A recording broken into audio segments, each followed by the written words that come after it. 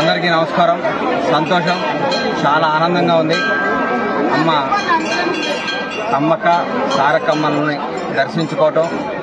నేను మొక్కున్న 2 సంవత్సరాల ముందు సమ్మక్క సారక్క జాతర జరుగుతుంటే రాలేక టీవీలో చూస్తూ, అమ్మ నెక్స్ట్ వచ్చే జాతర కల్లా తెలంగాణ రాష్ట్రంలో కాంగ్రెస్ పార్టీ అధికారంలో రావాలి, కాంగ్రెస్ రాష్ట్రాన్ని పరిపాలించినప్పుడు కాంగ్రెస్ అధికారంలో రాగానే దగ్గరకు వచ్చి మొక్కు చెల్లించుకుంటాను మొక్కున్నా.